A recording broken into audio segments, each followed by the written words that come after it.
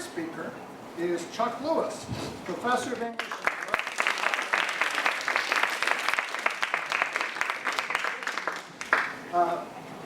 Chuck teaches courses in writing and literature and is the author of A Coincidence Once, the novel in neoclassical economics.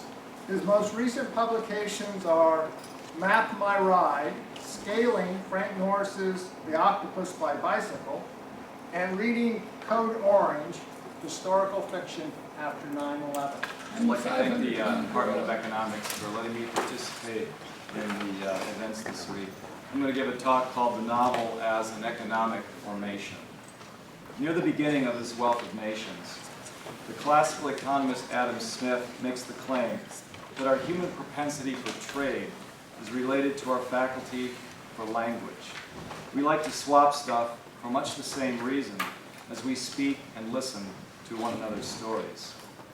And the links between economics and literary study, accordingly, have a long tradition, which includes thinking of literary fiction as an economic formation, or whether we cast the novel as a higher form of gossip, or an empathy-othering antidote to selfie world, or an exercise in cultural appropriation. The novel is a particular kind of transaction that points to a variety of connections to Deirdre McCloskey's work. Put differently, at least some of my work is her fault.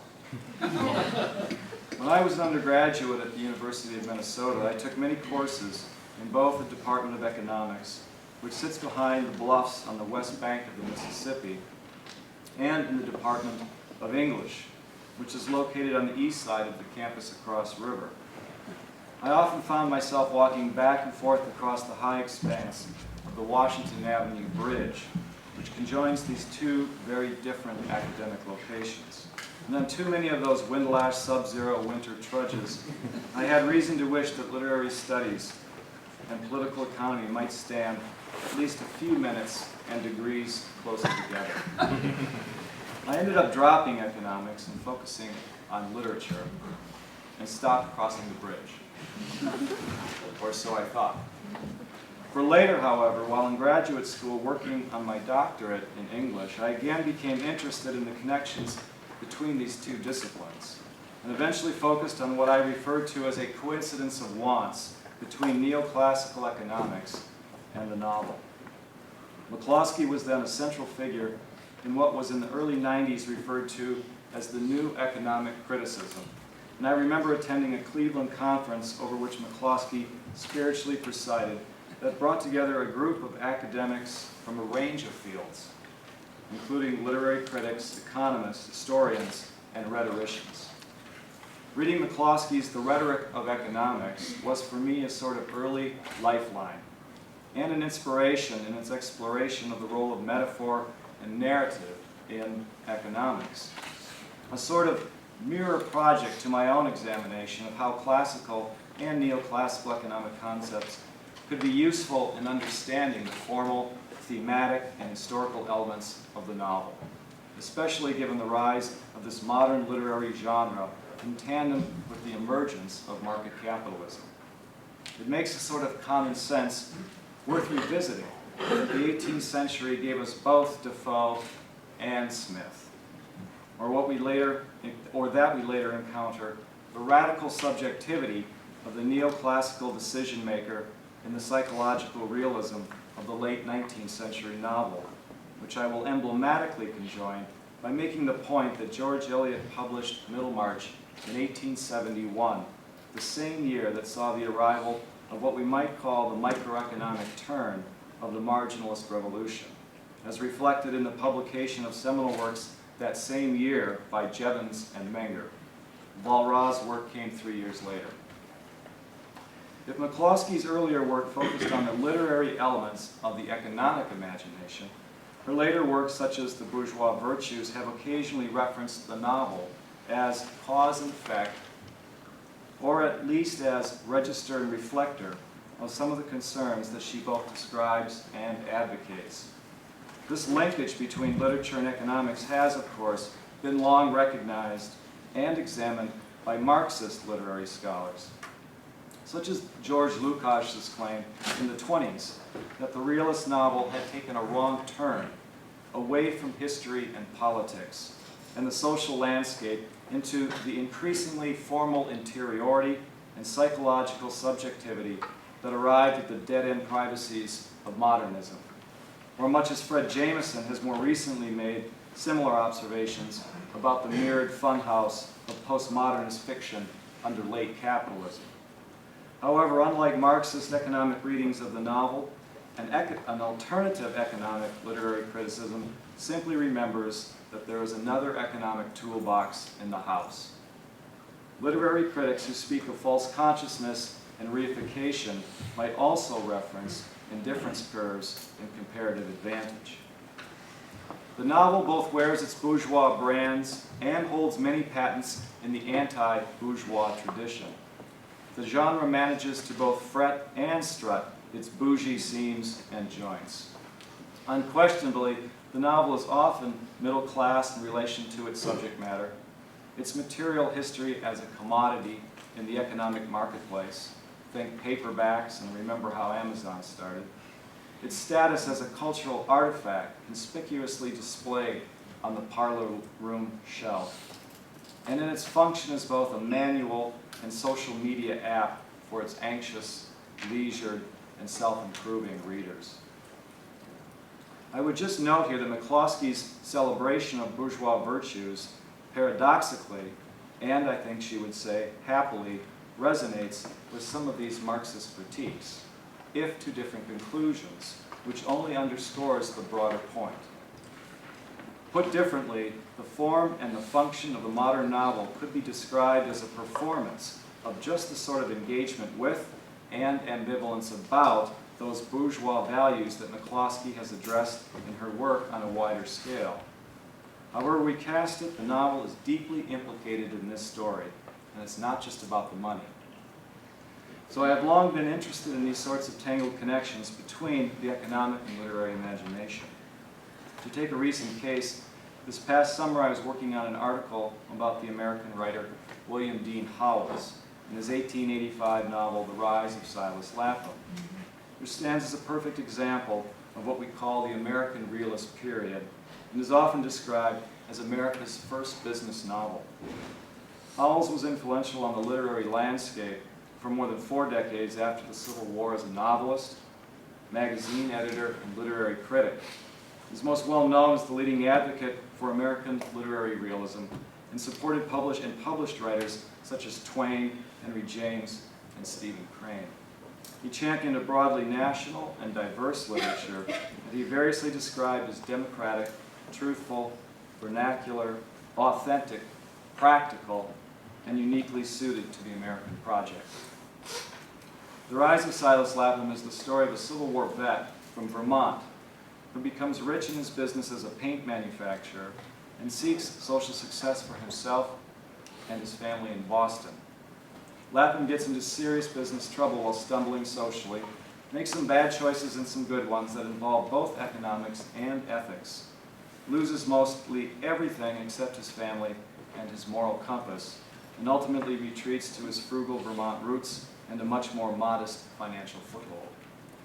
The novel is mostly read as both a celebratory profile of the idealistic and hardworking businessman and a cautionary tale about the evolving capitalist marketplace in the second half of the 19th century. Howells was, at least at this time, an entirely bourgeois writer whose interest in what he called the smiling aspects of American life caused him to both deeply admire and candidly depict the limits of his protagonist. And so we might say that the novel is built out of the very substance of its own reticence, which is in itself, I would argue, a sort of bourgeois move. Howells' novel gives attention to the macroeconomic issues, such as the business cycle of the post-war period, and the challenges and opportunities of increased international trade, as well as the microeconomic decision-making of the individual consumer and producer. The novel could also be described as an examination of the source and signification of economic value, along with the broader question of the relationship between economic, ethical, and aesthetic values.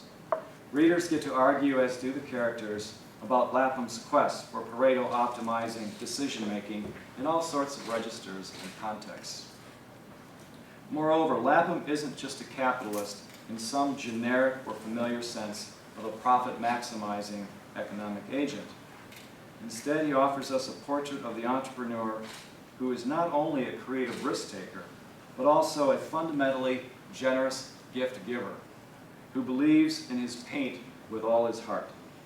And the novel seems to affirm this version of the paint, even as our author underscores Lapham's flaws, smiles condescendingly at his clumsy enthusiasms, and traces a number of market externalities whose costs are nevertheless registered in the narrative economy, such as the cheapening of speech as it gives way to a commodified mindset, the vulgarities of conspicuous consumption embodied in an overbuilt Gilded Age home, or in Lapham's literally defacing the New England landscape with painted advertisements.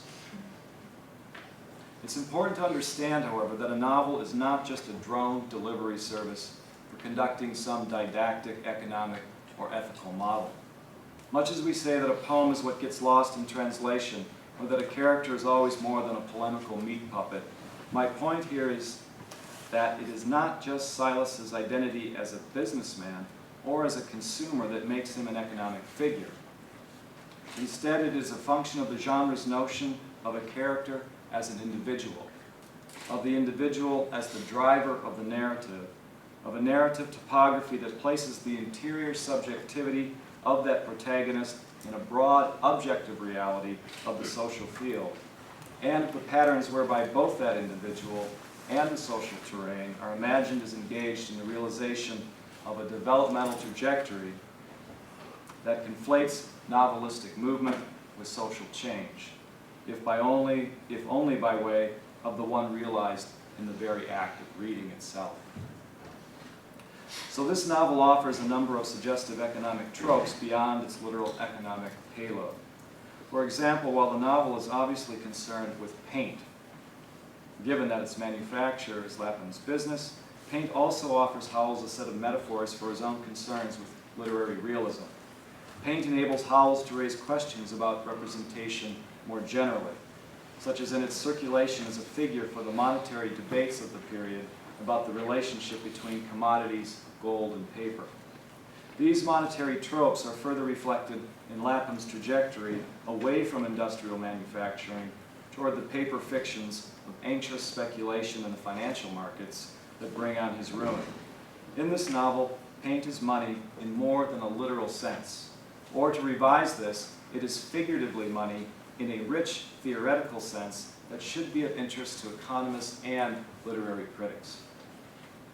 The novel, in other words, doesn't flat-footedly conform to or challenge McCloskey's claims, so much as it embodies and wrestles with the ideas with which she is engaged. That element of the literary imagination is in itself, she and I would argue, a bourgeois value and virtue.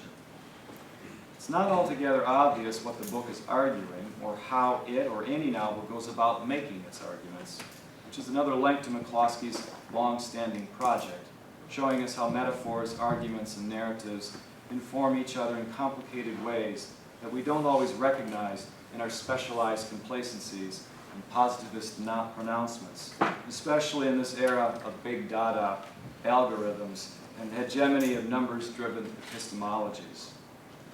In the era of the quantified self, for example, we might remember that the novel was telling us the news about ourselves in ways of Fitbit that quintessential bourgeois bracelet never can. A final example. In the novel, there is a funny but heartbreaking scene in which a very nervous Lapham seeks to impress some intimidating dinner party companions who are old money, high society, and well-educated. He worries about how to dress, how to manage the silverware, where to put his elbows, and how to engage in the conversation that is really rather out of his league. He even buys a book to pick up a few tips. Anyway, at the dinner, he manages slowly, and then more quickly, to drink too much wine, because he's not exactly sure how to say no to the help that keeps refilling his glass. He goes on to either make a bit of, or a block of a fool of himself, but his hungover mortification the next morning is limited by his inability to quite make out how he behaved or what others thought of his performance. And the reader doesn't know much better because the perspective of the dinner scene is a tour de force of a third-person narrative point of view, porously honoring the limits of the consciousness of his protagonist. So we too are, as readers, in a comfortably uncomfortable, in-between space that I would argue is also a fundamentally middle-class predicament. In other words, the scene is staged as a performance of bourgeois desire and anxiety, and the reader is also invited to sit at the table and drink the Kool-Aid. This is the sort of transaction in which the novel engages, not unlike McCloskey's work, with its intellectual range and resourcefulness, its ambitious ethical concerns, and its verbal playfulness is something like the writing on a dollar bill. The words make it so.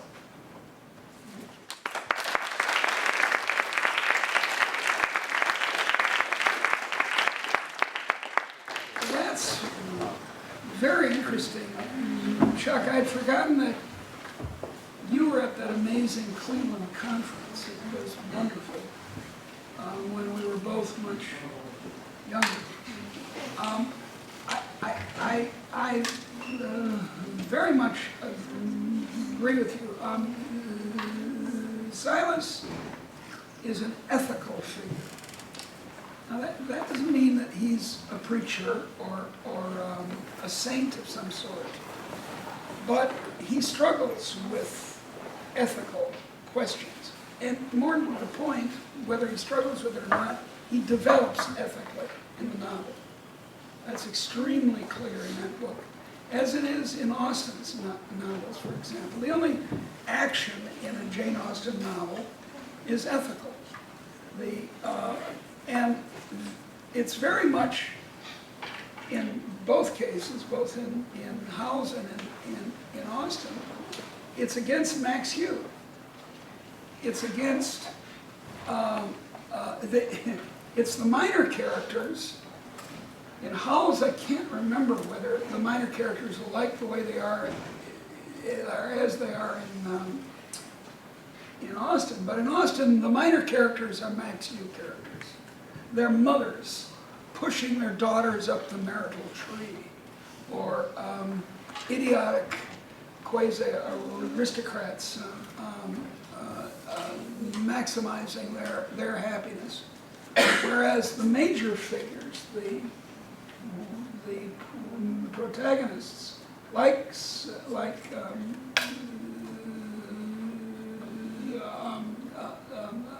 Silas, start silly or immature and grow. By the end of the novel, they've achieved a new ethical understanding. And I think that's, as you said, that's very much the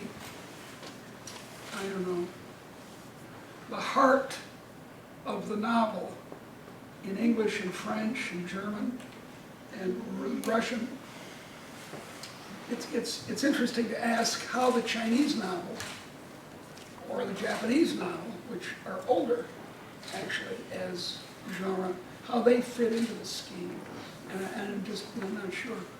But what is clear, or I don't know if it's clear, it's argued in my books that bourgeois life is not Max Hugh, it's acculturated, as you say, and it's an ethical activity. You know, in the 1980s, we would talk about greed is good. Hey, all you need to do is maximize profits, and you don't, as a business person, screw you, I'm rich. As a famous presidential candidate says, you're a loser if you're not rich. And what we learn from real bourgeois lives, which most of you are going to have, is that, and lives in the economic world, is that a full life is an ethical development. And maybe that's what you mean by the enactment that goes on when you read the novel. It's as though you're growing up as the novel proceeds, that you're maturing, would you think, as the novel proceeds. So I'm very much, of course, I'm very much in favor of bringing the humanities and the social sciences together in this way, so that we understand economic actors in terms of what I've come to call with Bart Wilson, who will be on Friday, humanomics. Economics with the humans left in.